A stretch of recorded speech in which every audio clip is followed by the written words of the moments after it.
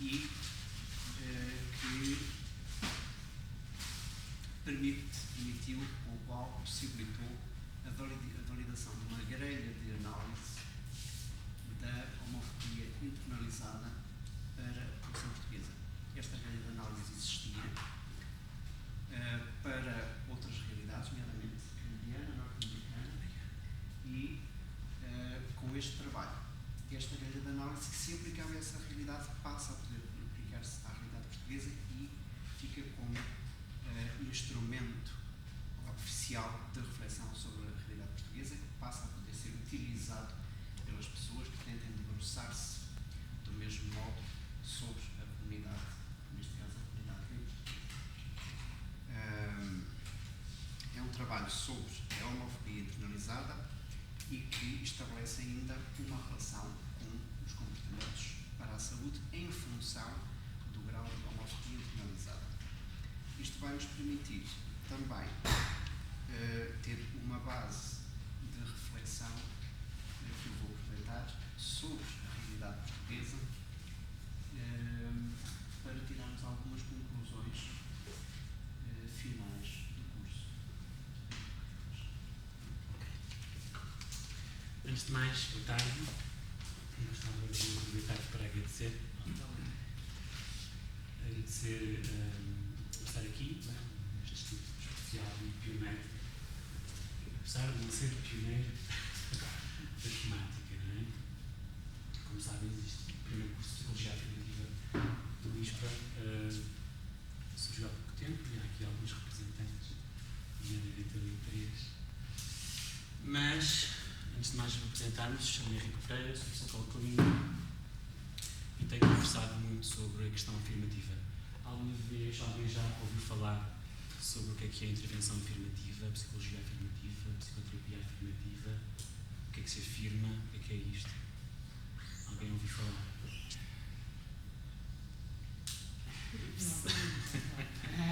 Fora as pessoas não olhes para a gente.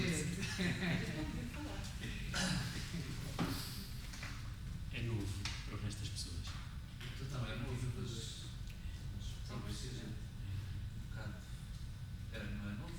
Para mim não é novo, mas já ouvi falar, mas se calhar não tenho um profundamento da questão o suficientemente esclarecida. Então eu passo a explicar. A psicologia afirmativa é uma corrente de psicologia crítica que vem debruçar-se sobre as especificidades das comunidades gays, lésbicas e bissexuais. Isto foi permitido depois dos anos 70, na altura em que foi retirado do DSM-3, no Manual Estatístico de Classificação das Doenças Psiquiátricas, doenças mentais.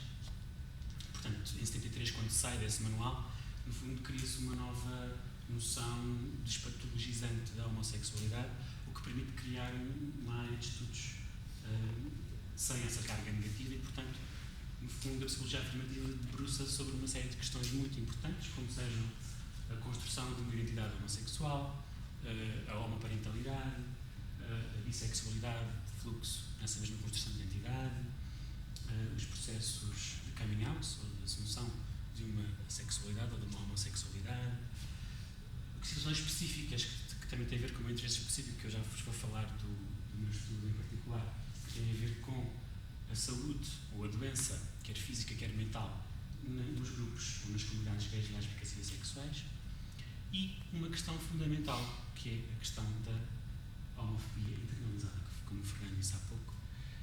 No fundo, a psicologia afirmativa, muito mais, ou para além de considerar a normalidade da homossexualidade, porque isso nem se coloca, porque é uma questão ultrapassada, mas ao avançar e ao considerar aspectos específicos, considera que de facto a grande doença, digamos assim, ou que é o indivíduo que há a trabalhar, a questão da homofobia internalizada.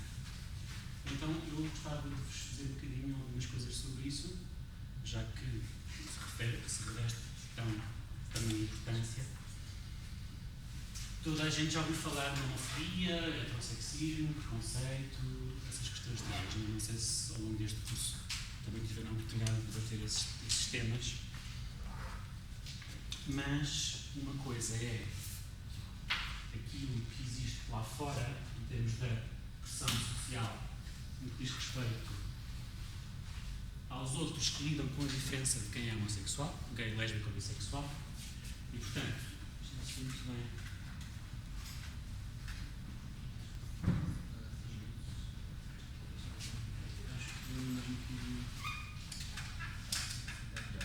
Enfim, nós sabemos que o ser humano é preconceituoso por natureza e discrimina por natureza. Não é? Ou seja, para, no fundo, proporcionar a ele próprio um equilíbrio ou uma estabilidade emocional face ao mundo caótico que nos rodeia, nós precisamos depositar nos objetos e nas pessoas alguma segurança, alguma confiança, e portanto discriminamos tudo o que foge além da norma, o que foge para além daquilo que nós consideramos que é aceitável ou normal, aquilo que foge para aí, discriminamos com preconceito e, portanto, exercemos a fobia. E neste caso falamos da homofobia institucionalizada ao heterossexismo, quando se considera a orientação sexual da heterossexualidade a mais válida e a única que deve ser posta em prática pelas pessoas. Portanto, o heterossexismo, no heterossexismo, são as estruturas sociais que discriminam. Portanto, parte-se do princípio que a heterossexualidade é a única vivência viável. E se nós pensarmos que numa cultura, e na nossa cultura em particular, existem tantas mensagens negativas sobre a homossexualidade, não é? Se eu vos perguntar, em termos do senso comum, o que é que vos salta à ideia, qual é a imagem que a sociedade tem da pessoa homossexual? Tem um exemplo. Sério, mas no caso do homem, é a imagem feminina. sim. Típico, né? Portanto, um homem que tem maneirismos e que quer ser mulher ou que é preciso ser mulher. Exato. E mais? No caso da mulher, é a típica imagem da mulher masculina. Sim. Que se és homem, quer ser homem e é feminista. Portanto, estes estereótipos que existem em relação à imagem das pessoas que são homossexuais, gays, lésbicas ou bissexuais, GLBs, os T's ficam de fora porque, como sabem, a transexualidade, o transgenerismo tem a ver com uma dimensão que não tem a ver com a orientação sexual. Todos percebem isto, não é? O transgenerismo não tem a ver com a orientação sexual, tem a ver com a identidade do género.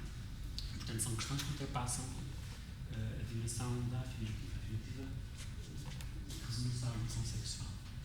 E, portanto, partimos do pressuposto que as próprias pessoas que são gays, lésbicas ou bissexuais, porque estão na sociedade inseridas, também interiorizaram estas mensagens negativas.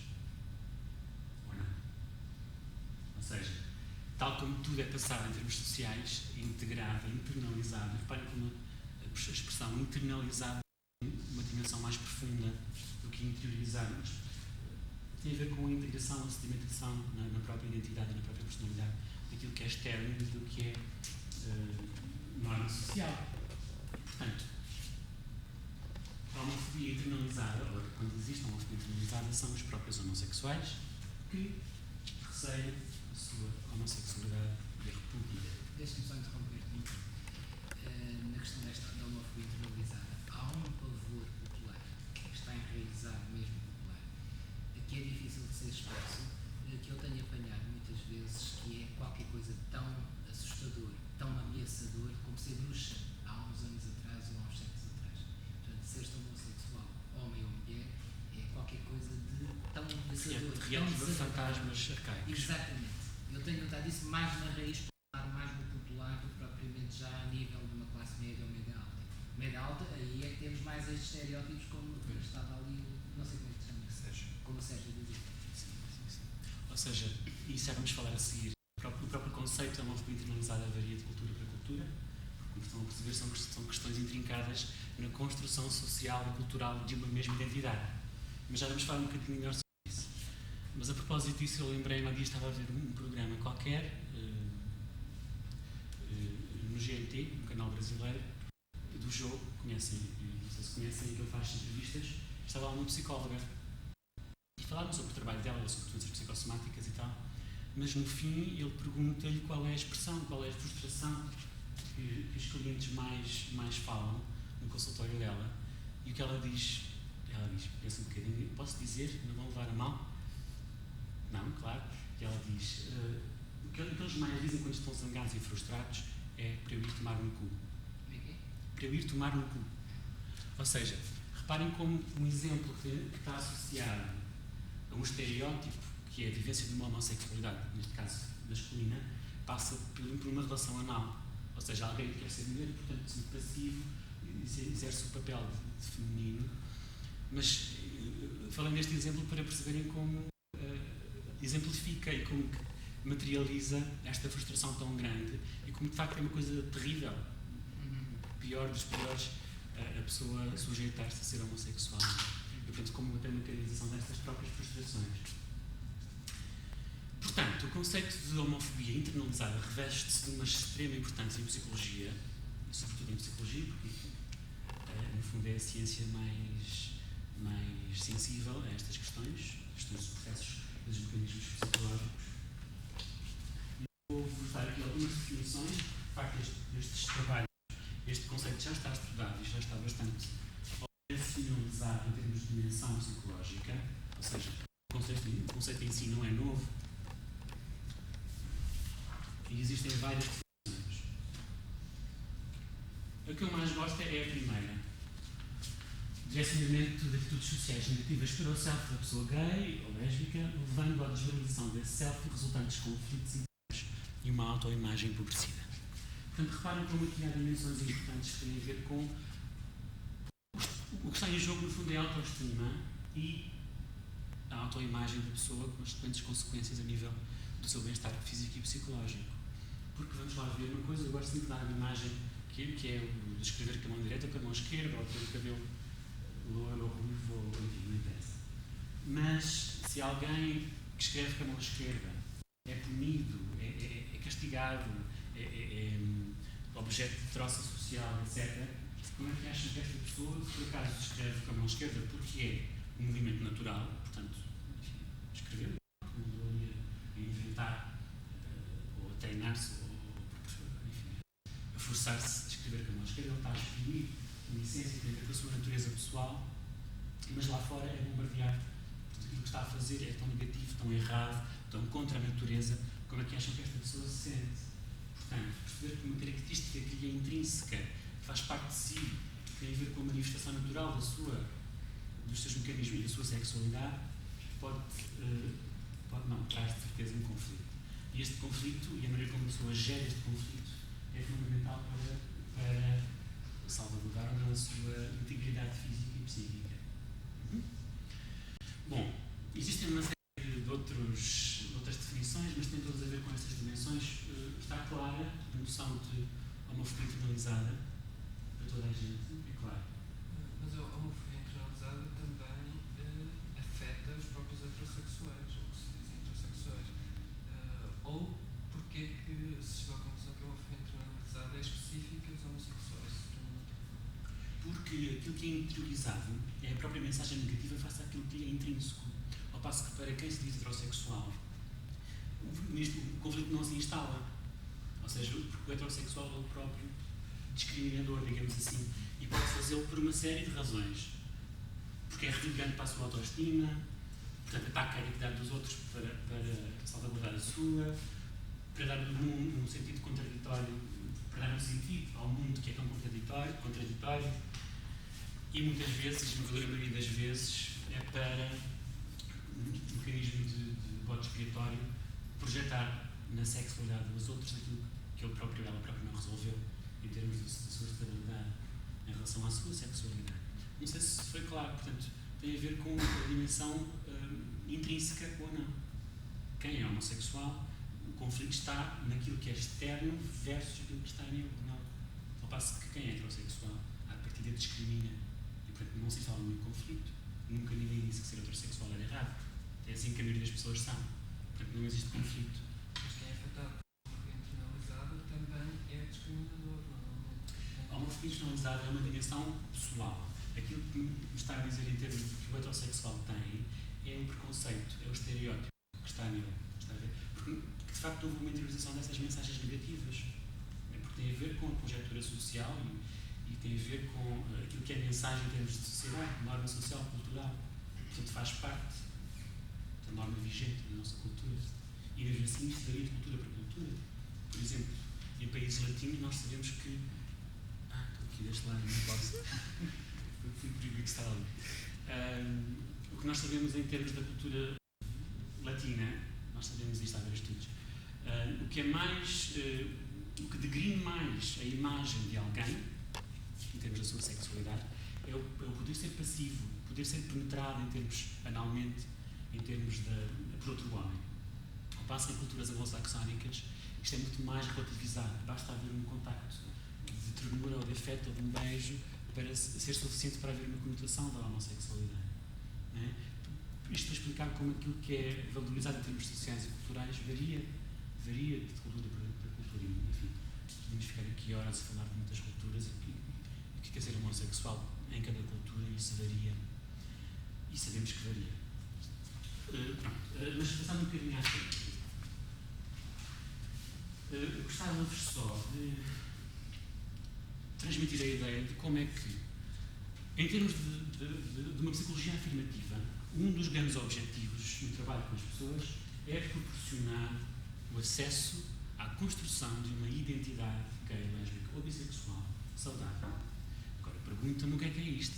O que é uma identidade gay, lésbica e bissexual, ainda por cima saudável? Não é? Vou ficar aqui mais 50 horas. No nosso curso que nós tivemos recentemente, de facto nós não tivemos tempo suficiente, foram 32 horas para falar sobre estas questões todas, portanto aqui numa hora certamente também não será. Eu gostava, se calhar, antes, vou tentar ser breve e depois responder a perguntas vossas que queiram fazer no final, porque quero falar sobre o trabalho especificamente. Mas neste processo de construção, em termos de trabalho psicoterapêutico, de proporcionar às pessoas o acesso a uma identidade saudável, gay, lésbica ou bissexual, temos que ter, ou existe um quadro teórico de referência que tem a ver com modelos de construção de uma mesma identidade. Também me podem questionar, não é, porque é que isto é assim, porque se o ideal, conforme diz a teoria queer, não é, era não haver estes rótulos, não haver estas barreiras que até são limitativas, mas o que eu vos estou a dizer é o seguinte: é necessário poderem interiorizar os rótulos para depois os desfazerem, porque senão o caos não permite a resolução faseada de uma série de etapas. Eu vou-vos só muito brevemente falar de 3 modelos que existem, 3 modelos de construção de uma identidade. Eu dei-vos umas fotocópias, penso que vão ter, que têm lá as referências e a bibliografia. E há estes 3 modelos de construção, o do Adina, o de Cass e o de Coleman. Não vou falar dos dois, vou falar do meio, que é o que eu acho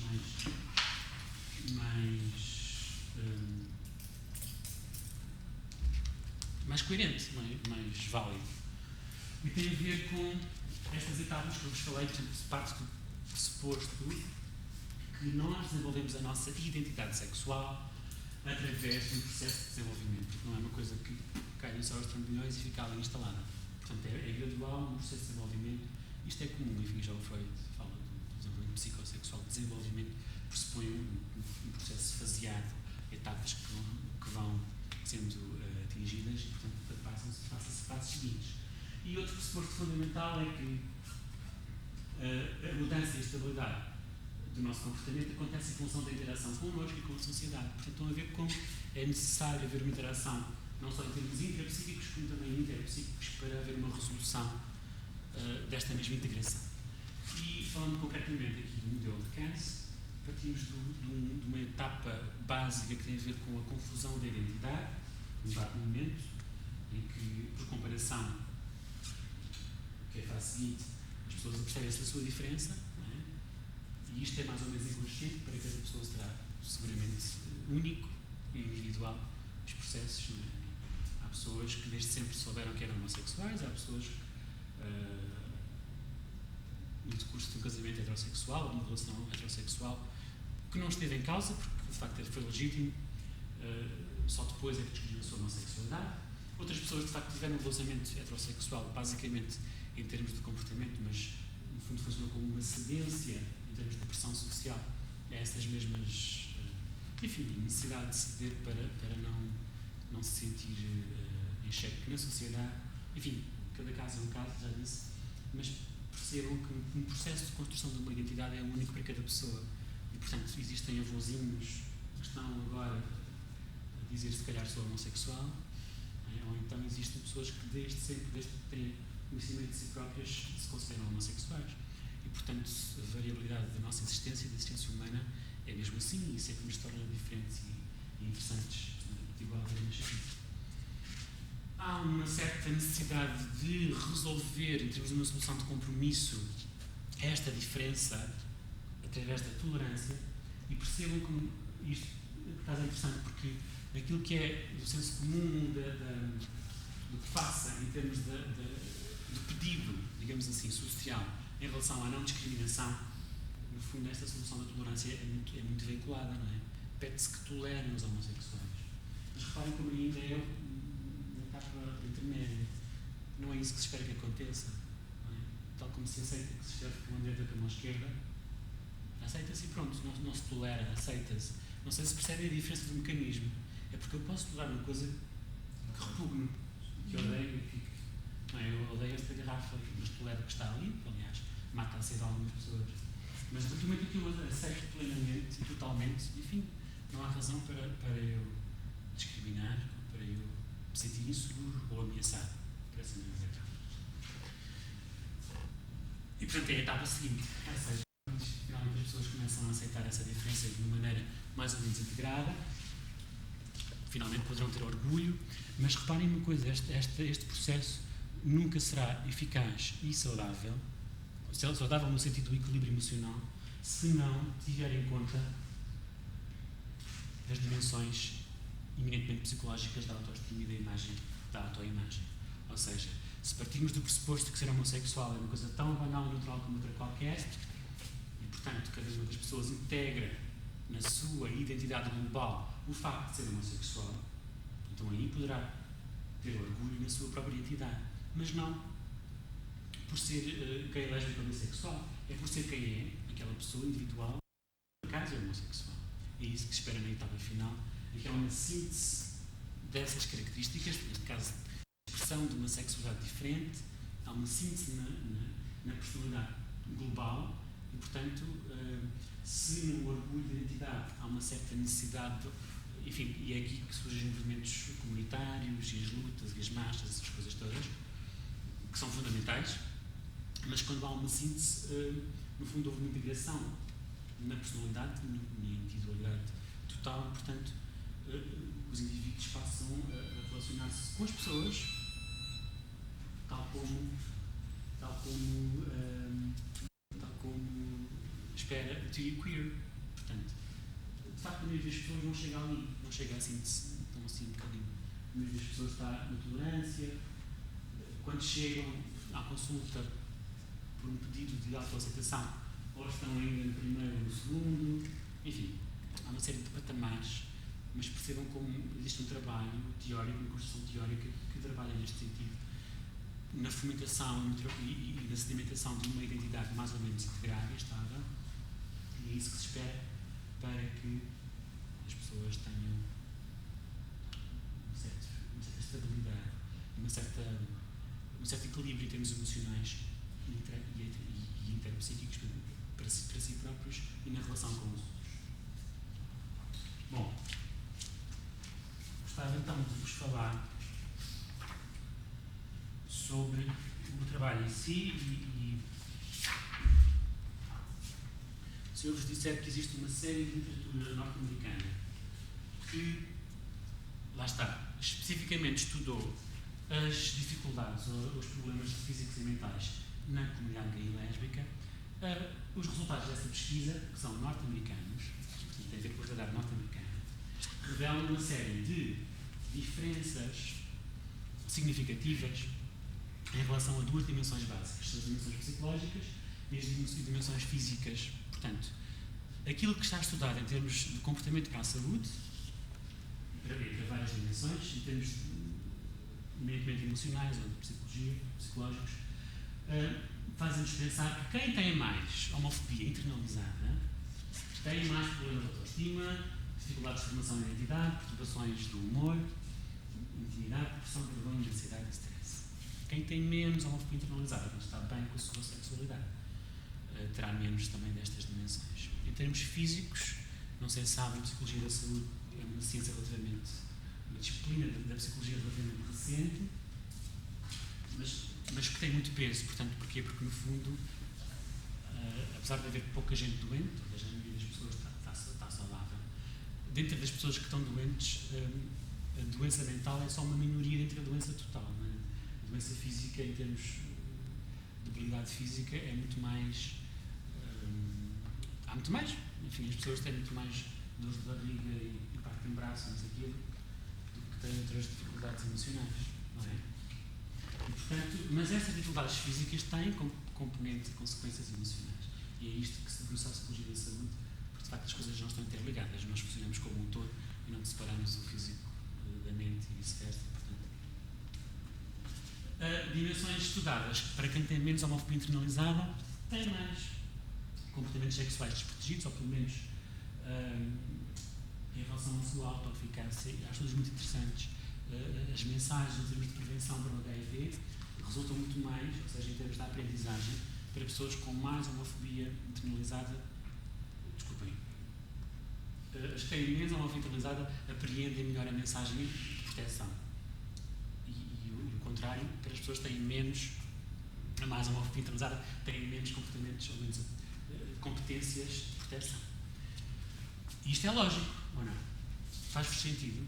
Portanto, se pensarmos que alguém tem pouca segurança, pouca autoestima, porque tem uma homofobia internalizada mais acentuada, se calhar por mecanismos de conversão ou de compensação psicológica, poderia até adotar comportamentos de risco para a sua saúde, como uma certa autopunição. Faz-vos sentido? Não faz? Enfim. Então já vos vou surpreender com os resultados de Portugal. Estratégias de coping, abuso de substâncias durante o sexo. Isto tem sido uma dimensão muito estudada, sobretudo em relação aos casos de novas infecções pelo VIH. Parece que, sobretudo em certos círculos, certas situações de sexo, enfim, quartos escuros, saunas, enfim, aqueles tipos de situações de círculos de sexo para homens. Infelizmente não há saunas para mulheres, infelizmente, porque, enfim, por várias razões. Mas, portanto, tem sido estudado como o facto de, nessas circunstâncias, o abuso de substâncias como álcool, drogas, etc., estar à mão, nestes locais, porque tem a ver com discotecas, com um certo ambiente pesado, enfim, um círculo à parte. Portanto, isto tem sido verificado que as pessoas que alteram os seus estados de consciência diminuem as suas próprias resistências. Portanto, mesmo que tenham mensagens de segurança ou para a adoção de comportamentos seguros, porque estão com consciência alterada, não os vão passar à prática, porque estão bêbados. Aqui, em relação ao cancro e doenças infecciosas, há estudos muito interessantes. Por exemplo, não sei se sabem, mas há uma certa tendência para as lésbicas não engravidarem, não é? Porque não quer dizer que isso não aconteça, mas nós sabemos que o cancro da mama, por exemplo, é diretamente proporcional ao facto de não se engravidar. Portanto, quanto mais gravidezes tem uma mulher, menos probabilidade de ter cancro da mama acontece. Portanto, e de facto há estudos que dizem que há mais incidência de cancro da mama entre lésbicas do que entre mulheres heterossexuais. E isto por acaso também há outros estudos novos engraçados que dizem que os homens heterossexuais têm menos cancro da próstata do que os homossexuais têm menos cancro da próstata do que os heterossexuais. Ou seja, portanto, isto no fundo é o que nós quisermos estudar e a gente vê sempre coisinhas diferentes. Bom, então, partindo do pressuposto que de facto existem muitas diferenças significativas consoante se tem mais ou menos níveis de homofobia internalizada, que eu queria saber como é que isto funcionaria cá. E, portanto, fui fazer um estudo.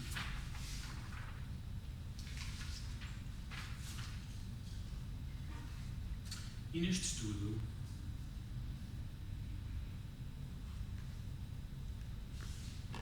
vou dar os questionários para perceberem o que eu estou a falar.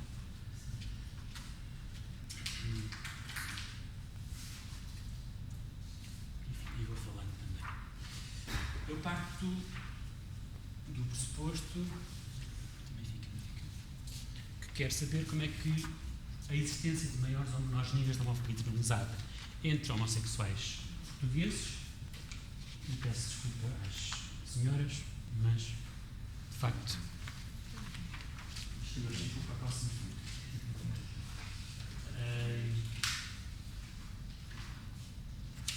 Já tenho, não é preciso.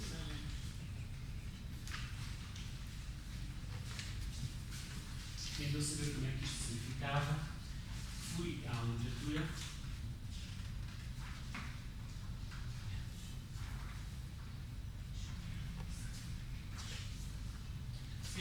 e existem pelo menos três testes de avaliação da homofobia internalizada, que têm várias dimensões, mas de facto o mais importante e o mais amplo foi do Ross e Gosser, no qual serviu de trabalho para a construção desse instrumento de avaliação.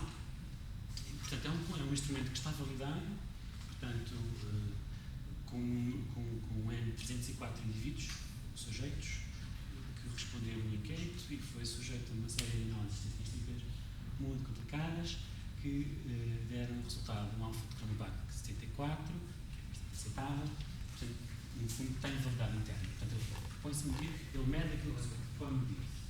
Desculpa, a amostra de 304. 304 homossexuais? Homossexuais? Sim, exatamente. Portugueses? Portugueses, sim. Claro.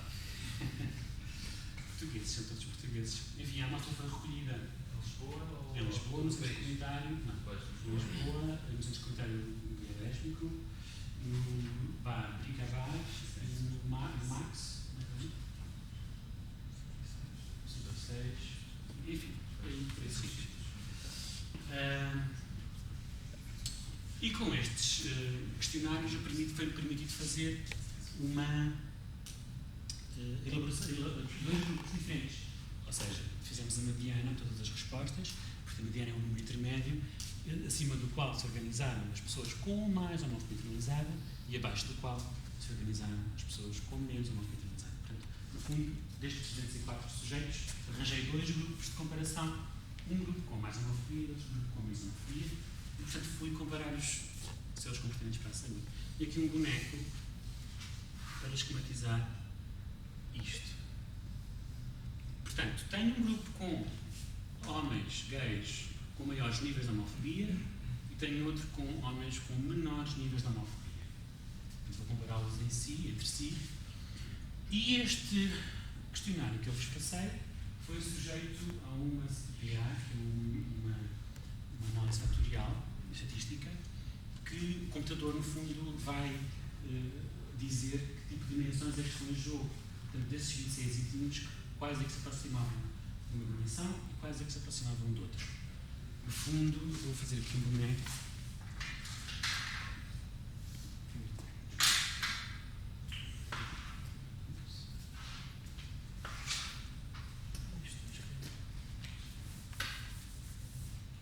O que é que acontece? A escala que tem à frente remetem para dois tipos, que é o que nós chamamos de dimensão da percepção externa do estigma e a dimensão da percepção interna do estigma. E o que é que isto quer dizer? Para nós, no fundo, uniformizarmos o conceito de homofobia internalizada a nível da sua validação como medida e da esperança de medi-la nas pessoas, nos homossexuais, temos que ter em conta estas duas dimensões. A dimensão da percepção interna, que tem a ver com o interpsíquico, e a dimensão da percepção externa, que tem a ver com o social, do que está fora. Isto é fundamental porque quando vimos os resultados vamos ver a riqueza em relação a estas separações. Portanto, pronto, eu gostava naqueles dois balões de lado, os níveis de homofobia têm em consideração a dimensão interna, a dimensão externa e a dimensão global, porque afinal também valia a pena verificar como é que funcionava quando se tinham em conta as duas dimensões em conjunto. E, portanto, comparando estes dois grupos em função dos comportamentos para a saúde. não sei se conhecem, enfim, os comportamentos para a saúde é um dos tópicos de investigação dentro da psicologia da saúde, que tem a ver com dimensões específicas.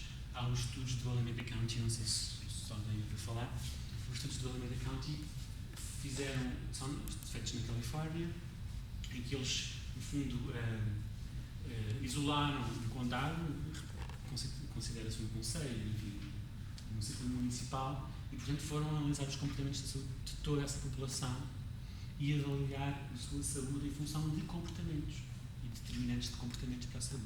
Ou seja, nós sabemos e sempre soubemos desde há muitos séculos, desde já o Platão dizia, não é? Já o Platão dizia que nunca poderíamos considerar a nossa saúde física fora da dimensão emocional. Mas só há pouco tempo é que há estudos empíricos que vêm comprovar isto. Portanto, há estudos muito giros, enfim, só para vos dizer, não sei se sabem, mas em estados na América do Norte em que há muitos, como é que se chamam aquelas religiões? Okay. Os Mormons, não é? Os Mormons, acho que é o Utah. O Utah tem um estado com uma grande porcentagem deste tipo de religião, pessoas com esta religião. Tá. O que acontece é o seguinte, não sei se sabem, mas a doutrina filosófica e religiosa destas pessoas determina que eles não podem fumar, têm que ter muito exercício físico, têm que ter uma alimentação muito cuidada, enfim, uma série de restrições que no fundo são benéficas para a saúde, mas o que acontece em termos de comparação das entradas nos hospitais face a outros estados é que as diferenças são esmagadoras. São diferenças de cerca de 30% em relação a doenças infecciosas e cerca de 20% em relação a cancros. Ou seja, essas pessoas São muito mais saudáveis. Os que praticam religião. Sim. Os que praticam religião. são muito menos hospitalizados na relação de 30%. O que significa, e dá para dizer, que a dimensão comportamental, aquilo que é feito em termos de comportamento, tem repercussões muito, muito sérias e fundamentais no que diz respeito à saúde dessas próprias pessoas. Portanto, a dimensão comportamento para a saúde tem tudo a ver com aquilo que nós estamos aqui a falar. Se existe um determinante que é o morfismo analisado que condiciona o comportamento de um sujeito, como é que isto será que funciona em relação à adoção de comportamentos para a saúde? E já os estudos do Alameda County, no fundo, mostraram que há dimensões específicas na adoção desses comportamentos para a saúde e são estas questões. Tem a ver com a dieta e hábitos alimentares, tem a ver com as práticas de saúde positivas, problemas de saúde e cuidados preventivos, abuso de substâncias e uma que eu resolvi acrescentar, que é o comportamento sexual de risco. Se calhar naquela altura não havia comportamento sexual de risco. Isto foi nos anos 70, os estudos do Alameda County. Como veem na última página do vosso que eu vos dei, há uma série de questões um bocadinho delicadas para algumas pessoas, mas que avaliam essa dimensão de comportamento sexual de risco, sobretudo, enfim, considerando o risco maior que é o sexo anal desprotegido. Antes de dizer os resultados, o que é que vos parece? O que é que acham que eu obtive em termos de resultados? Portanto, isto é relativamente àquela grelha que está ali. Portanto, recapitulando, eu fui comparar um grupo de homens com mais homofobia com outros com menos homofobia em relação à adoção de comportamentos para a saúde. O que é que acham?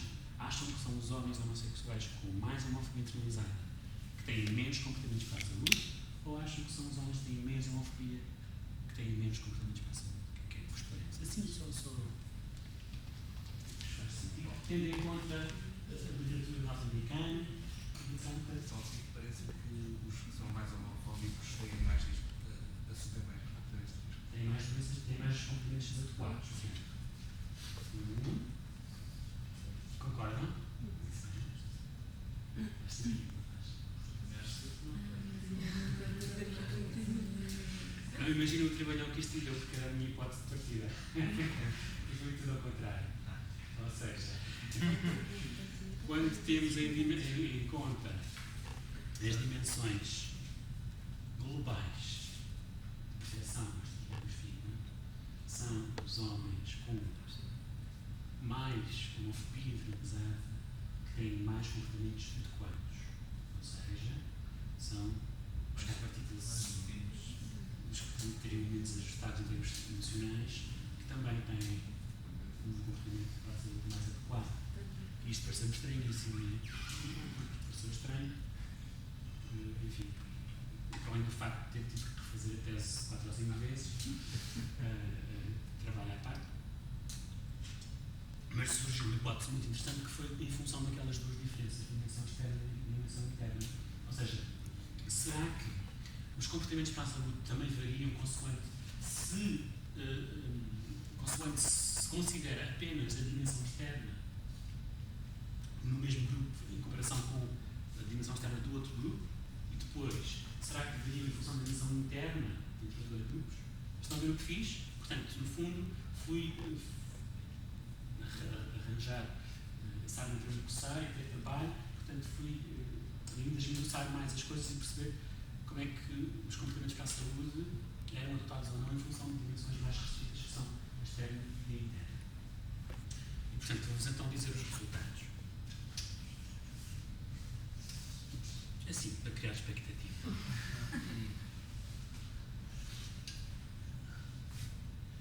Como eu vos disse, está aqui, não vou na fita.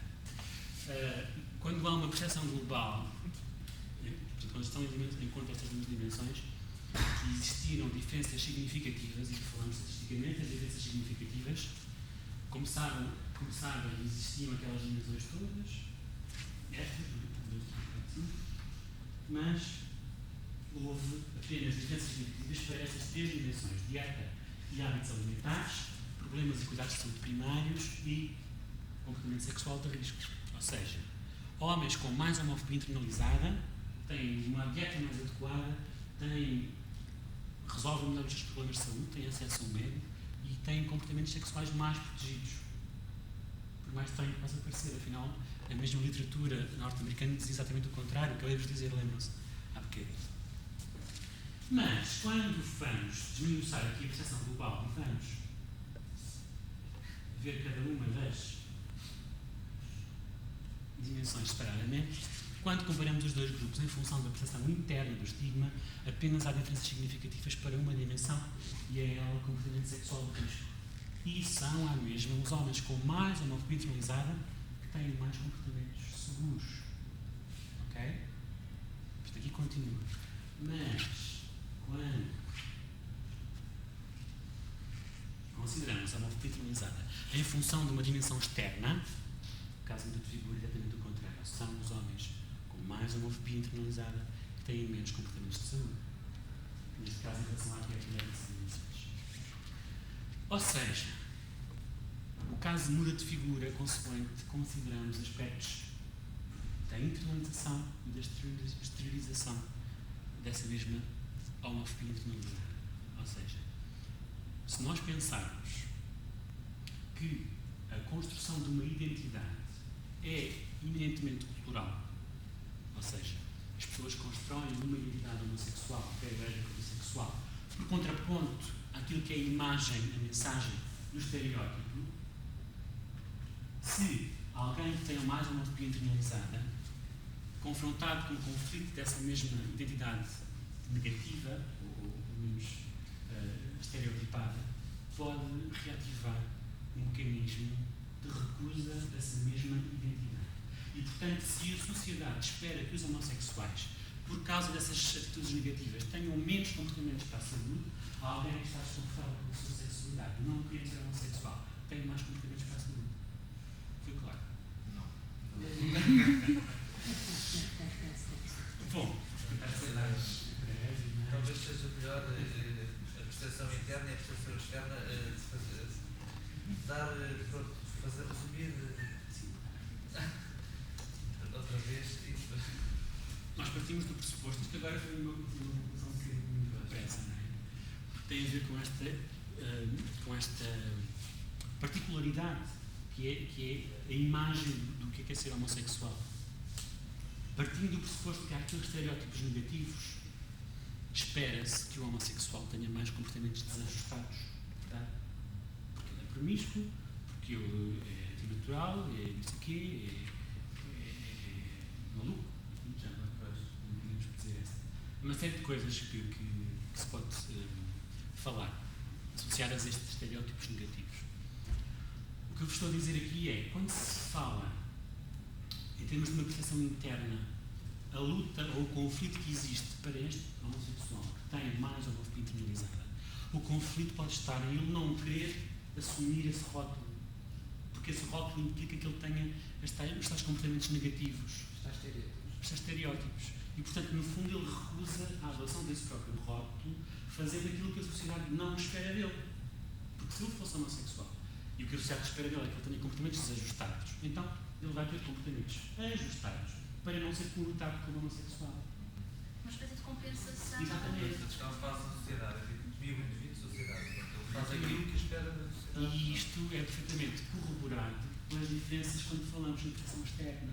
É porque quando há a dimensão de proteção externa, de facto são os homossexuais que têm mais homofobia internalizada e que têm menos comportamentos para a saúde.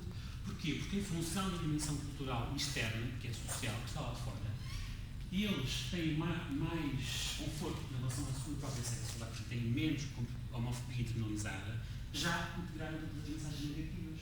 Portanto, vão fazer aquilo que a sociedade espera deles. Estão a ver? Lógico que vão ter menos comportamentos ajustados.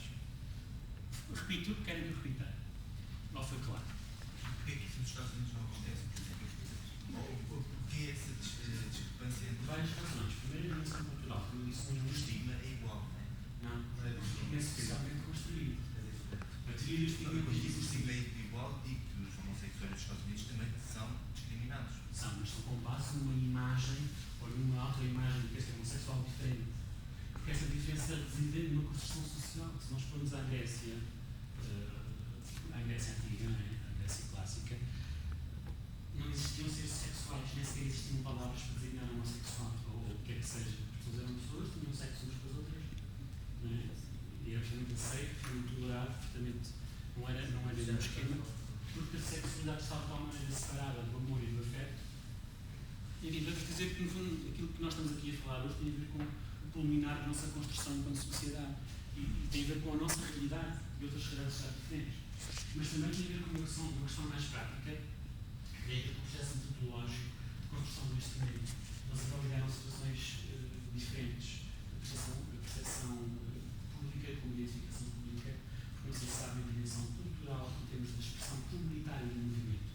Na América do Norte, enfim, não tem nada a ver com a nossa. Portanto, em termos de expressão comunitária em Portugal, existe uma associação ou outra, enfim, que tem 4 a 5 anos. Portanto, ao passo que essas associações que estão a falar da realidade norte-americana têm décadas. Portanto, a questão demográfica também dá um certo peso. Sem dúvida. A questão demográfica da sociedade americana relativamente à questão E, demográfica inclusivamente, em relação a Portugal, se eu fosse fazerem Porto Alegre, são totalmente diferentes. Eles talvez não são diferentes, mas demográfica proporcional ao. exatamente. Portanto, eu gostava só de dar a mensagem de que existe uma influência extrema quando nós nos preocupamos em relação à adoção de comportamentos para a saúde entre os gays e as lésbicas e uma influência extrema daquilo que é aquilo que eu disse há bocadinho dos aspectos de construção de uma identidade homossexual saudável, ou seja, com integração faseada daquelas etapas, o que significa que é necessário haver uma clarificação dessa mesma construção enquanto ser homossexual. Ou seja, não é claro para um sujeito ser homossexual é o mesmo para outro sujeito ou para outro sujeito. Ou seja, dada até a diferença e a variabilidade destas próprias imagens, destas próprias mensagens que são culturais, o que faz sentido para um homossexual, e reparem como as coisas estão a mudar. Ser homossexual hoje em dia já não é ser uma borboleta, não é? Existe agora a mensagem daquele homem assim todo com um grande corpanzil e que veste umas camisinhas brancas não é? e com uma bola em bico. Está muito filme. Até já abri uma loja no Príncipe Real com esta roupa. Portanto, quem quiser real comprar pode. Portanto, eu vou dizer o seguinte, as coisas vão mudando, não são estáticas, de facto são mesmo fazem parte do desenvolvimento. E ainda bem, não é? Mas se calhar aquilo que faz sentido em termos deste estudo hoje, daqui a 50 anos, se calhar será totalmente diferente.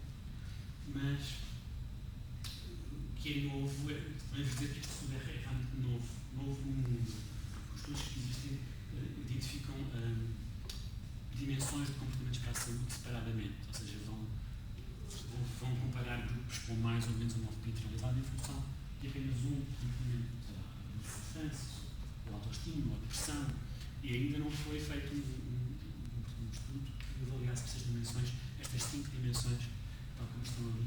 Não vos disse, mas este questionário é feito com base no European Health Behavior European Survey, que é um questionário europeu, no qual eu juntei as questões de comportamento sexual de risco. Dúvidas? Bem percebi, com esses estudos, chegou à conclusão que os homossexuais com homofobia internalizada tinham mais comportamentos de risco do que aqueles que não tinham essa mesma homofobia internalizada. Os estudos? Os meus não. Sim. Foi o contrário. Quem tinha menos homofobia internalizada Tinha menos comportamentos de risco, mais comportamentos de risco. em relação ao quê? Ao sexo? Não. A dimensão sexo só vem para a prestação interna e global no que diz respeito às pessoas com mais homofobia internalizada têm mais comportamentos adequados. Justamente mais adequados, isto é, protegem-se mais. Protegem-se mais. Portanto, têm menos comportamentos de risco. Têm menos comportamentos de É o que risco. estava a dizer. E as que não têm essa mesma, não têm a homofobia internalizada, correm mais riscos. Portanto, correm mais riscos em relação ao sexo. Inclusive têm mais sexo não. Como é que explica essa contradição? É que eles querem suposto estarem melhor informados, por N motivos, não é? Porque é que são justamente esses que se esperava, de quem se esperava um comportamento, digamos, Mais protegido, são justamente os que correm mais riscos. Exatamente, porque estão melhor, estão mais adaptados à sua própria sexualidade. Integraram as mensagens negativas dessa mesma sexualidade. Mas como? Aceitam que é uma condição deles? Eles vão fazer aquilo que o sociedade espera deles. Eles estão bem em relação a eles numa dimensão interpessoal. Reparem como o processo de construção de uma identidade tem a ver com a interiorização do que é fora, do que está fora, e que é corroborado internamente, em relação às experiências que se têm, experiências de vida, experiências que vão acontecendo. Portanto, por causa do heterossexismo que existe cá fora, as pessoas que estão bem em relação à sua sexualidade interiorizaram. É como se fosse um mecanismo de uma certa recompensa. Ou seja, aquilo que faz parte deles, nos quais eles se sentem bem, tem a ver com uma uniformização do conflito entre o que está neles e o que é esperado pela sociedade. Portanto, eles vão fazer aquilo que é esperado pela sociedade. Acho que a sociedade continua a esperar que os homossexuais pratiquem sexo sem precedentes, por exemplo. A sociedade continua a dizer isso. Continua a dizer. Mas as pessoas só ouvem o que querem ouvir.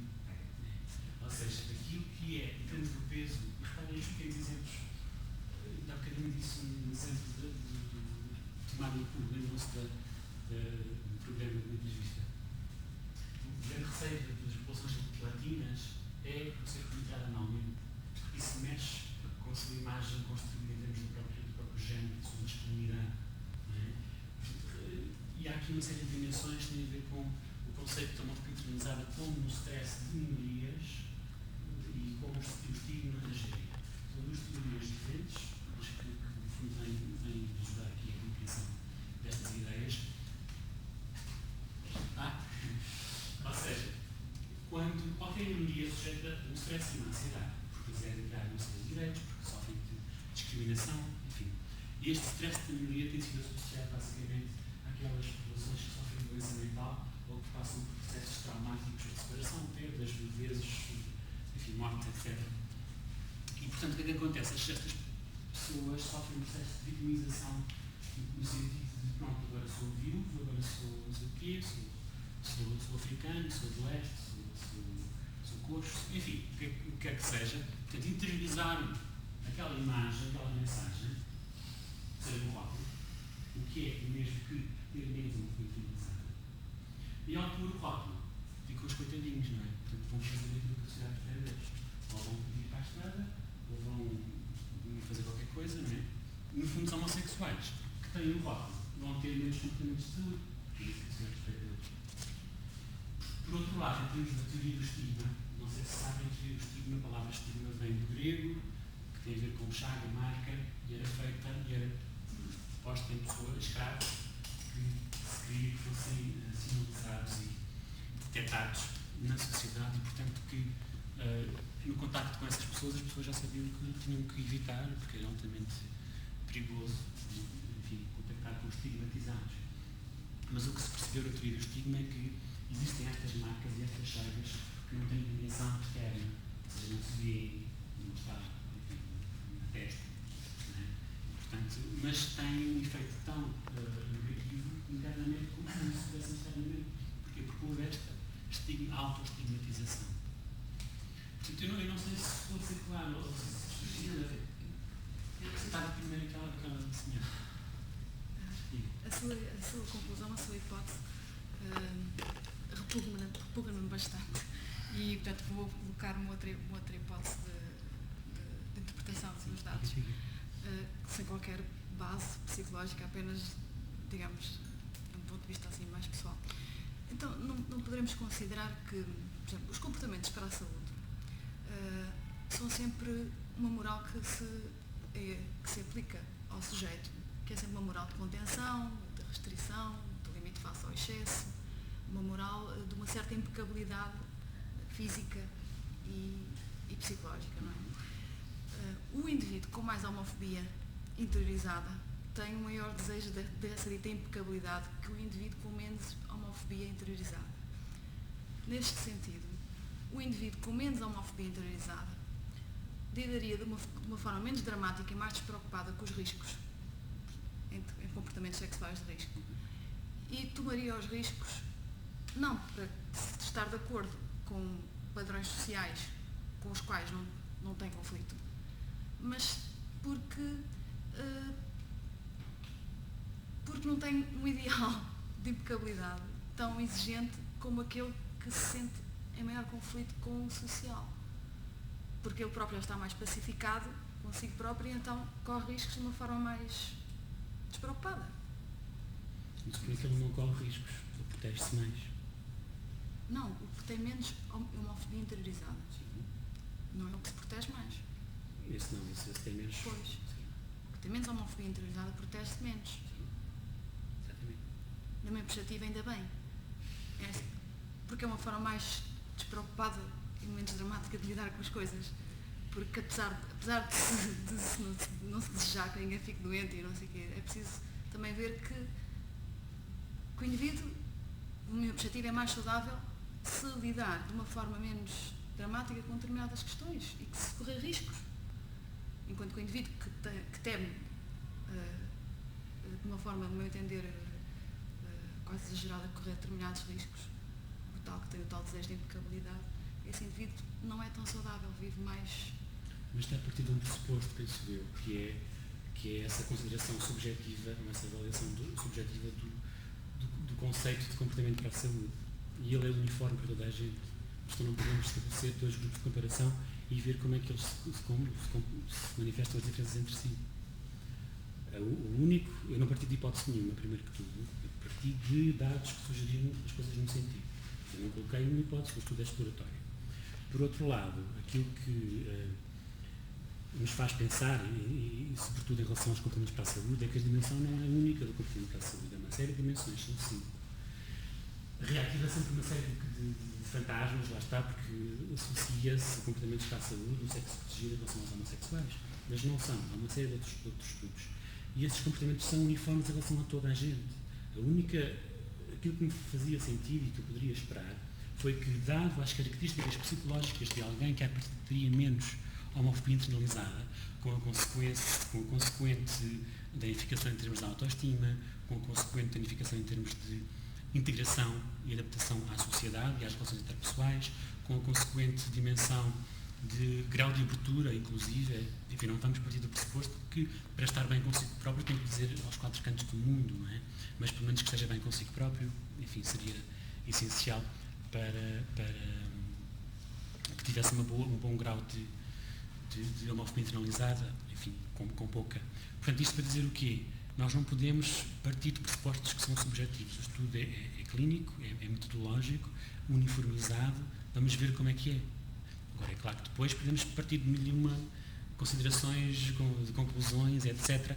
Mas, infelizmente, parece-me que está a assumir que aqueles...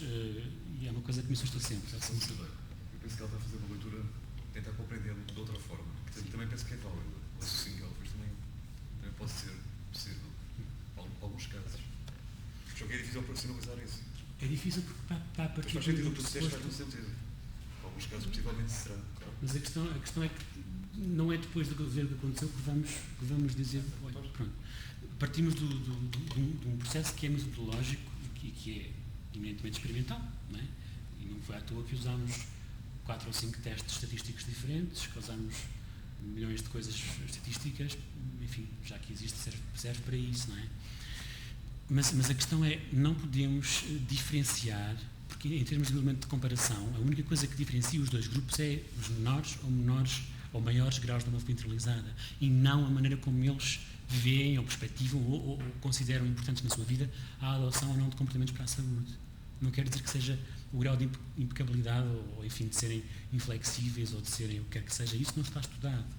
Aquilo que faz pensar, em termos eminentemente psicológicos, e também à luz de uma série de teorias, que está fundamentado em termos de um construto teórico que assenta eminentemente na queer theory, ou seja, a teoria queer que nos dá a ideia de que uma identidade homossexual é construída por contraponto com aquilo que é mensagens negativas da sociedade. No fundo, aquilo que eu estou a dizer em termos de conclusão é à luz desta teoria. Se as pessoas constroem uma identidade por contraponto àquilo que lhes é vinculado, então adotam também as mensagens negativas em relação àquilo que eles esperam que as pessoas, a sociedade espera deles. No fundo, este é um mecanismo bastante básico de compensação e de justificação da sua própria ação em relação à adoção de comportamentos para a saúde. Eu aceito perfeitamente o seu ponto de vista, mas em termos metodológicos, enfim. Mas eu vou dizer isso, que Sim. não tem fundamentação, de facto. Mas obrigado pela sua opinião. Mas faz sentido. E inerente ao que estás a dizer, eu estava aqui a refletir umas coisas. De facto, é verdade, se a gente pensar do ponto de vista psicológico sobre a identidade, se nós pensarmos nos filósofos, nunca as pessoas pensam dos filósofos, dos psicólogos, dos músicos, dos artistas, valha-me Deus, que fama horrível, não é? Então, fizeste-me pensar isto. Se a construção da identidade homossexual para uma pessoa que tem níveis de homofobia internalizada baixa está de acordo já com o estereótipo social, esse estereótipo social vem de onde? Dos heterossexuais. Ou seja, a construção da identidade homossexual vem sempre do heterossexual. É aqui que eu queria chegar. Isto é perverso.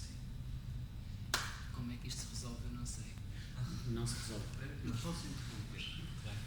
Esta é uma das razões que me vou propor uma sessão exclusivamente de debate, porque esta é a grande questão que tem atravessado todos os módulos, toda a gente. E esta questão, a grande machadada das concepções tradicionais, que tem um grande peso, um grande lastro, aqui mesmo, neste momento, foi dada pelo Foucault. Lembra-se do conceito de dispositivo da sexualidade. Nós todos partimos do princípio que partimos da hipótese repressiva, que a sexualidade, em geral, e a homossexualidade são reprimidas, são negadas, que não se ensina a ser homossexual, que se proíbe, que se censura. Ora, o que o Foucault nos veio mostrar é que desde o século XIX há uma ciência que o faz. Não é tanto o heterossexual, que é o modelo, é a ciência da sexualidade que constrói os modelos de construção da identidade. E se nós dizemos a um indivíduo que ele é homossexual, ele é mesmo homossexual. Se dizemos a uma criança que ela é portuguesa, ela fica convencida e morre 80 anos depois convencidíssima que é portuguesa sem ser capaz de ser outra coisa. A questão é essa. E é uma epistemologia completamente diferente. E só recentemente é que começaram a fazer estudos aplicados a partir deste tipo de epistemologia e que chega a conclusões de facto chocantes. Quando, neste caso, quando caem as barreiras da censura, porque ela também existe, dizia o Foucault, também existe censura, também existe repressão, também existe migração. de origem, normalmente, teológica e religiosa. Quando as barreiras da censura caem, o indivíduo fica inteiramente vulnerável a um outro tipo de ação sobre ele, que não é a ação da moral, é a ação da ciência, que se veio sobrepor à moral e que não proíbe a ciência moderna e a tecnociência, melhor até, incita a ser. Assim, a tecnociência moderna criou o homossexual. E se o indivíduo perde todas as barreiras que de algum modo o impedem de ser, ou o fazem ser, do ponto de vista da ontoteologia, é assim que se chama, da ontologia moral, que o impedem de ser pecador, então ele é pecador até ao fim e fica mesmo homossexual e faz aquilo que o dispositivo pretende que ele faça. Tem relações indiscriminadas, consecutivas, não individualizadas. No fundo, ele está apaixonado pelo sexo. Ele tem tesão pelo sexo em si mesmo e é, como Gilles Deleuze dizia, uma máquina desejante que produz infinitamente. Produz sexo infinitamente. E o que se tem verificado é que nas sociedades como a portuguesa, em que há o maior peso da ontoteologia católica, quando esse lastro cai, quando essas barreiras caem, as pessoas ficam inteiramente entregues a essa máquina tecnocientífica de produção de sexo. São máquinas de fazer sexo. E é o grande confronto dos indivíduos contemporâneos, já é isso o grande confronto dos indivíduos contemporâneos, não é já com a ideia e o mecanismo da repressão e da censura moral. E é por isto que é aqui que há a grande diferença entre os Estados Unidos e os resultados da análise dos Estados Unidos e a portuguesa, porque nos Estados Unidos, que é uma sociedade em que esse peso da censura moral não existe, existem certas comunidades, por exemplo, nas comunidades católicas e particularmente nas comunidades recentemente imigradas. Por exemplo, o padrão dos hispânicos nos Estados Unidos está muito mais próximo, em relação à saúde, do padrão português. Mas nos tais Anglo-Saxon, White Anglo-Saxon Protestants, criados pela ética profissional, escrita pelo Max Weber, também já aqui falámos, o que nós temos é um padrão diferente de reação à homofobia internalizada, que são a criação de novas formas de sociabilidade. E essas novas formas de sociabilidade foram os movimentos organizados, as comunidades organizadas, que, ao mesmo tempo que tinham instituições de produção de sexo em série, as salas que nós cá temos, as instituições que permitiam o sexo indiscriminado, também foram as que mais rapidamente construíram instituições de combate à epidemia de SIDA. Justamente porque foram as comunidades já constituídas que se organizaram para dar esse combate, que criaram uma espécie de contra-ciência. Todas as organizações, o modelo de organização de luta contra a SIDA de todo o mundo, e que temos cá em Portugal, na Comissão Nacional de Luta contra a SIDA e nas ONGs, tiveram origem, sabe-se hoje, muito simplesmente nisto. Nas primeiras organizações de combate à epidemia, das nascidas nas comunidades gays das grandes cidades norte-americanas, e constituíram o modelo para todo o mundo.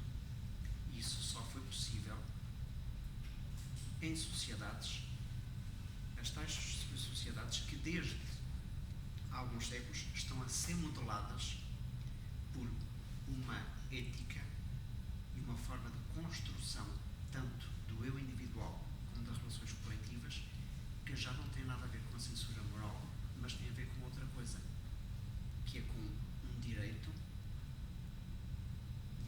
no sentido de lei e não já de sanção moral, com um direito que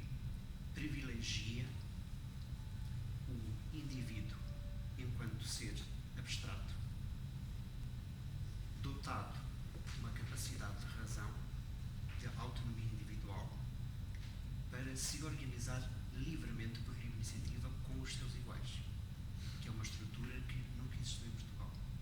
Isto não vamos ir muito longe, depois ainda veremos. E é por isso que os resultados eu peço desculpa por tão longa interrupção, os resultados da tese do professor Henrique Pereira são um marco na ciência portuguesa por isto, porque pela primeira vez adaptaram à realidade portuguesa uma grelha de análise que existia para realidades que não são a nossa e que tem uma organização social completamente diferente da nossa. E essa adaptação que ele fez com êxito, cientificamente é inquestionável, é chocante em termos culturais, em termos afetivos. É um choque. Por isso é que eu percebo o choque da Anabela. Foi o choque do próprio Henrique. E não é vergonha nenhuma dizer que ele ficou tão chocado que teve de rever. Posso? Claro. Rever as conclusões 4 vezes. Para ver se não era tão. Se não feria tanto a nossa sensibilidade. Há aqui um confronto fundamental, para concluir, confronto fundamental entre a sociedade portuguesa e aquilo que a sociologia tem teorizado, nomeadamente o professor Boaventura Sousa Santos, como o centro da produção não só científica, mas cultural e social. Nós somos uma sociedade semi-periférica. Existem sociedades centrais, como os Estados Unidos, Europa do Norte, existem sociedades semi-periféricas, como a nossa, a portuguesa, e existem sociedades periféricas, nomeadamente a África e sobretudo a África. Na África merece um pouco Adri. E a sociedade semi-periférica, que é a portuguesa, caracteriza-se por isto, e é isto que caracteriza justamente a semi-periferia, e que se nota aqui muito bem. Nós temos, ao mesmo tempo, problemas, vantagens e desvantagens típicas das sociedades centrais e das sociedades periféricas. E somos das sociedades menos estudadas. As sociedades centrais estudam-se muito bem. É lá que estão os centros de expressão científica. As sociedades claramente periféricas também têm sido muito estudadas porque, evidentemente, as equipas de investigação das universidades, das sociedades centrais, vão para lá todas fazer trabalho de campo. Aqui nós somos uma sociedade pouco interessante porque não somos suficientemente periférica para sermos estudados pelas sociedades centrais. Nós não temos equipas de universitários americanos, cientistas americanos e norte-europeus a estudar-nos. Somos pouco interessantes neste aspecto. E, por outro lado, infelizmente, não temos tido a capacidade para desenvolvermos trabalho teórico, de produção teórica e de investigação de campo acerca de nós próprios. E este é um dos primeiros. E normalmente, só mesmo para concluir, há outros estudos neste tema do Henrique Pereira, do professor Henrique Pereira, é pioneira, mas a nível da sociologia e da antropologia, noutros campos, há outros estudos e as conclusões são sempre estas, são conclusões de choque. É um confronto da sociedade portuguesa consigo própria, com a sua semi-periferia, com os modelos das sociedades centrais e com a semi-periferia, que significa a dificuldade em atingirmos e em copiarmos os modelos com que nos identificamos. Eu não sei se percebi bem. Este estudo aplica-se só à parte a homens, eu percebi, mas à saúde física, à saúde mental, não. Saúde não está, a saúde mental não é uma das não ser estudadas. Aliás, não valia a pena, porque há inúmeros estudos sobre isso e são repetitivamente taxativos, não é? Dizerem que os gays e as lésbicas são tão ou mais ou menos ligados mentalmente do que os heterossexuais. Não há diferenças significativas. Posso perguntar aí só? Relativamente, por exemplo, ao álcool e a droga, também significa isso? Também significa que quem tivesse a homofobia internalizada mais forte consumia menos álcool e droga? Posso perguntar uma coisa? Não põe em causa a amostra e a maneira como foi recolhida? Ponho. E, aliás, isso é uma das limitações do estudo. A amostra está recolhida por conveniência. Mas, apesar de tudo, porque ela tem cerca de 160 pessoas de ambientes comunitários e cerca de 100 pessoas de ambientes noturnos, parte do pressuposto que a partida seria bastante heterogénea a amostra, em termos da população que de facto frequenta o círculo noturno e que estaria mais propensa ao uso cerca de 60 pessoas que pertencem à Bola de Neve, portanto são aquele boneco que vai entre pessoas conhecidas, familiares, amigos, blá blá blá. Portanto, eu parto do pressuposto que a amostra, apesar de ser por conveniência, ela própria é suficientemente heterogénea. Porquê? Porque não se limitou a um círculo específico. São pessoas, posso-vos dizer algumas características demográficas, a idade média é 30 anos, cerca de 40% das pessoas são licenciadas, 11% das pessoas são doutoradas ou mestradas. Portanto, enfim, aqui faz-nos pensar que ainda seria um bocadinho mais pessoas que eram ser inteligentes, não é? Não propriamente. Há pessoas com quarta classe que representam 2% da amostra. Mas para vos dizer isto, de facto ela é bastante heterogénea, representa um segmento de um grupo de pessoas, e portanto é por isso que a minha tese se chama Comportamentos para a Saúde numa amostra de homens homossexuais. Ela é verdade para os homens que foram estudados. Podíamos extrapolar, eu penso que sim. Mas, já ajudando um bocadinho àquilo que o professor Fernando estava a dizer, eu penso que há aqui uma questão muito importante. Quando nós falamos de ser homossexual, e quando ele vos dizia que há bocadinho que para ser homossexual, para cada uma das pessoas que é homossexual ou não, enfim, que é uma pessoa, é diferente, isto parte-se do princípio que cada pessoa tem a construção do que é ser homossexual, que é individual, subjetiva, etc. Mas, para nós podermos uniformizar este discurso e para nós podermos, lá estar, também num próprio sentido de um modelo, da construção de um modelo que noutras sociedades está feito em termos comunitários e que nós, de facto, não temos que ter modelos estrangeiros, muito menos anglo-saxónicos, não é? Nós podemos e devemos construir um modelo que seja nosso e que faça sentido para a nossa cultura e que seja ajustado. Mas, nessa construção, quer passe pela via comunitária ou não, enfim, se nós adotássemos uma postura queer, provavelmente não faria sentido passar pelo movimento comunitário organizado, não é? Portanto, as coisas funcionariam em sociedade de maneira mais ou menos individual, confronto com os outros, numa perspectiva equilibrada e muito saudável. Aliás, eu acho que o objetivo queer é bastante saudável, embora utópico.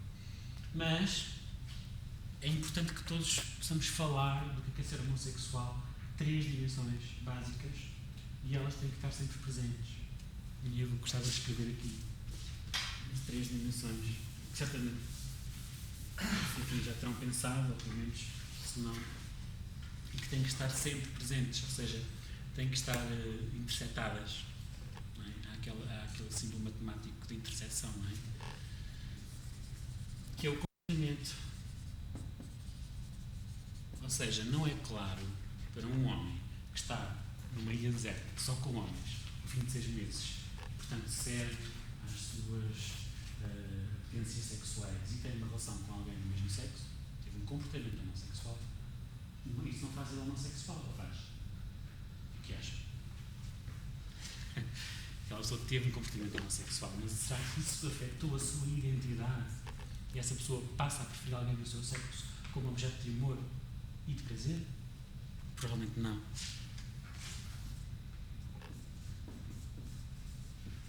E o afeto e as emoções? Alguém que tem muito aquela ideia de um que está sentado numa cadeira destas e a pensar, professor ou professora, não é? Que gostaria tanto de estar abraçado, de estar apaixonado, não sei o quê. Será que esta pessoa é homossexual por estar a construir uma afetividade ou uma emoção de um afeto em relação a alguém do seu próprio sexo?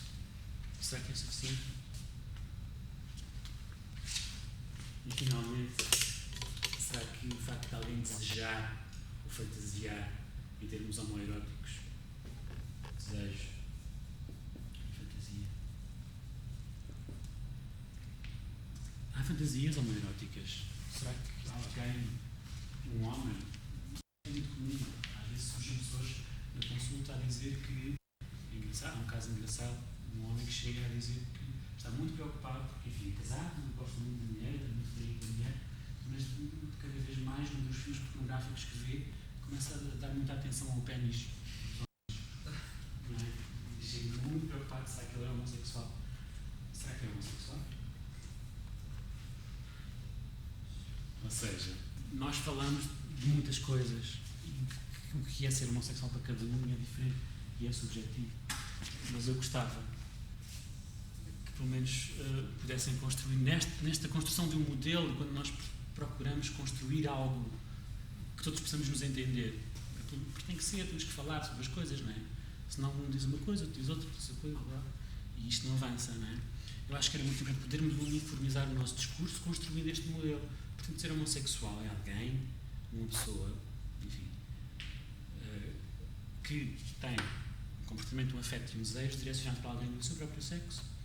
Portanto, um investimento afetivo e emocional com a componente sexual. Eu só vou fazer uma pergunta muito rápida, que é o seguinte: na conjunção destes três fatores que vai gerar a construção de identidade, a resolução disto tudo pode ter dois caminhos, na minha perspectiva, tal como o luto, quando a perda de alguém é sádio ou patológico.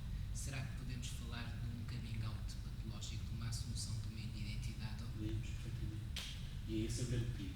E é por isso que é fundamental podermos integrar todo este modelo, essa construção, numa identidade que, à partida, é global e está bem integrada. Porquê? Porque tem que haver uma integração. É que nós não somos a nossa sexualidade. Não somos. Ninguém pode ser julgado pela sua sexualidade. Ok? Novidade. Portanto, nós temos que, nós próprios, qualquer que seja a nossa sexualidade, temos que integrar e temos que, no fundo, construir uma noção valorizada da nossa sexualidade totalmente integrada no nosso ser global. E isto é que é difícil. Isto é que é difícil de fazer. Eu vos dizia há bocadinho, culminar de uma síntese da nossa sexualidade no nosso ser global. E enquanto nós não pudermos, no fundo, fazer este tipo de movimentos de integração e de aceitação plena e total, vamos estar aqui presos por pequenos empecilhos e pequenos pormenores, pequenos grandes, não é? Importantes. Mas de facto é esse risco, João, porque, e isto nota-se muito sobretudo em pessoas jovens, é muito frequente, há um momento de negação, de comparação, de confronto, de conflito e de negação, mas a certa altura a pessoa, o jovem, falo dos jovens porque de facto é muito comum este tipo de mecanismo, para e pensa, pronto, então se calhar sou gay, então o que é isto de ser gay? Ser gay é ir às discotecas ao fim de semana, é vestir de uma certa maneira, é ter um namorado diferente de cada fim de semana, é ter muito sexo, quantas mais pessoas melhor, é fazer uma série de coisas, e isto, será que é patológico? É ou não? Quando eu vos dizia há bocadinho o que é uma noção saudável de uma integração de uma personalidade, o que é ser saudável? Que critérios é que temos que ter em conta? A mim interessa-me pessoalmente os critérios eminentemente pessoais de integridade física e psicológica, mas para mim, lá está, poderão ser diferentes de uma série de outras pessoas. Então aqui falamos do grau de ajustamento ao próprio sofrimento mental de cada um. A maioria das pessoas, e ainda não vi nenhuma, digam-me se já viram alguém, que está neste tipo de círculo, a ter um namorado cada fim de semana, a sair, enfim, a ter este tipo de promiscuidade, não com sentido pejorativo, enfim, de julgamento, mas o facto de ter muitos parceiros sexuais, o facto de ter muita atividade sexual indiscriminada, como dizia o professor Fernando há bocadinho. Será que isto, ainda não vi ninguém que estivesse bem com isto, ou seja, que sentisse que aquilo que está a fazer contribui para a sua auto-gratificação pessoal ou para a sua autoestima, porque de facto não permite o aprofundamento de uma intimidade. Ainda por cima, expõe-se a riscos graves e sérios. Portanto, só traz consequências negativas, mesmo que tenha uma componente de excitação ou de excitabilidade, que faz parte de uma certa exploração, e é perfeitamente válida. Quem sou eu para questionar isso?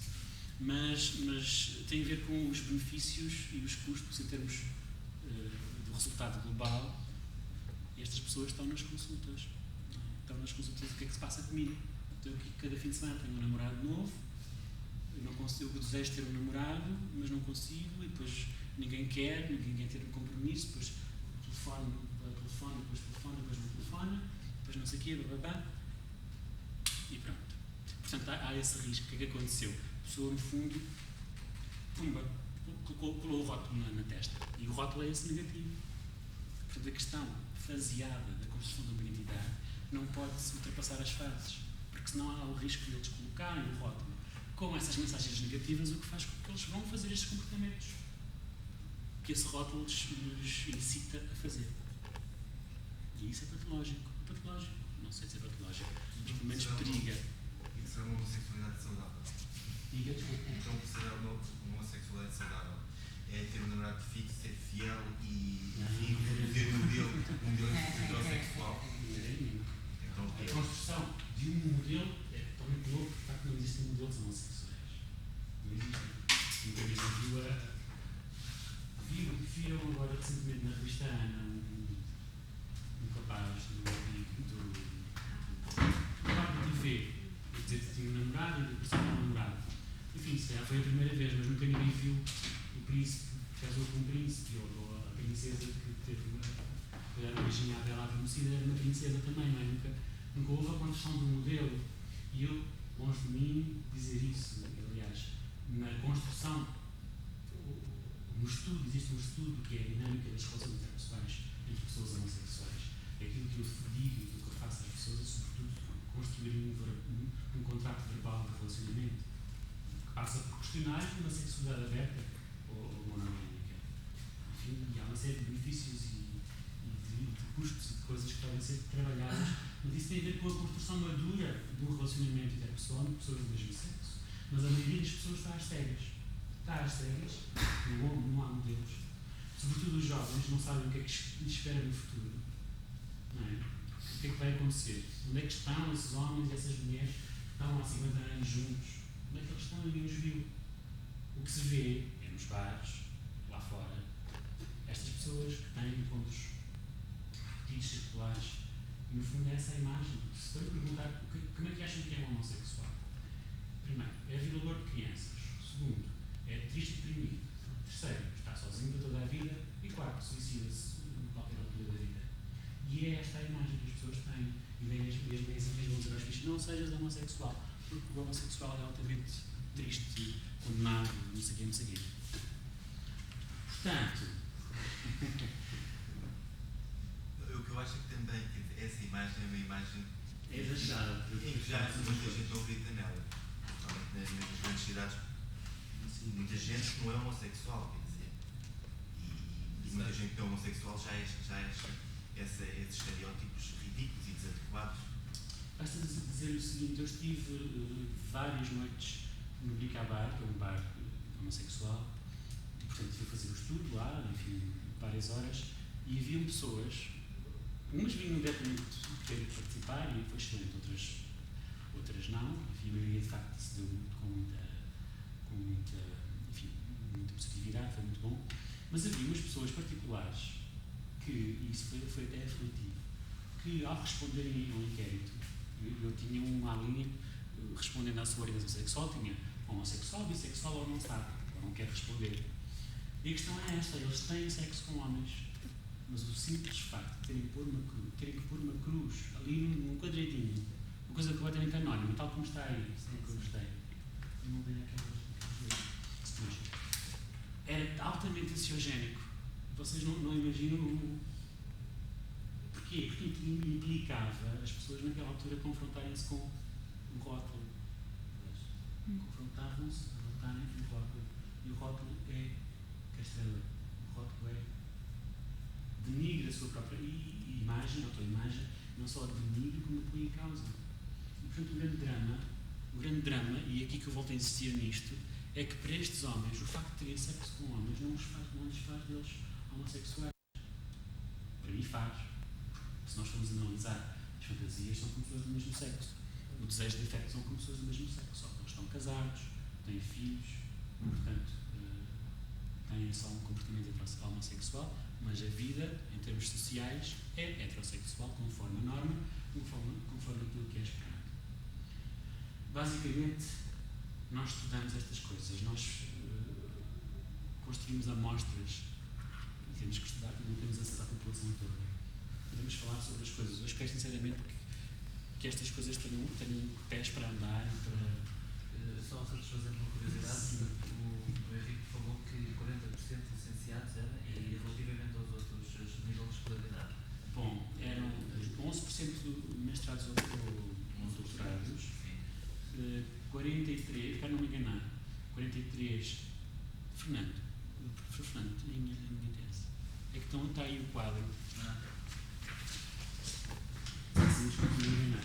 Portanto, o conjunto que vai até o 12º ano é maioritário, da amostra. O conjunto da população das pessoas de toda a quarta classe ao 12º ano é maioritário, relativamente aos licenciados. Já, isso não. Não? E outra coisa também é muito importante, o comportamento de risco é considerado aquele que tem sexo com muita gente ou aquele que também podia ser considerado ter com o mesmo parceiro, mas que é desprotegido. O único critério é o saco de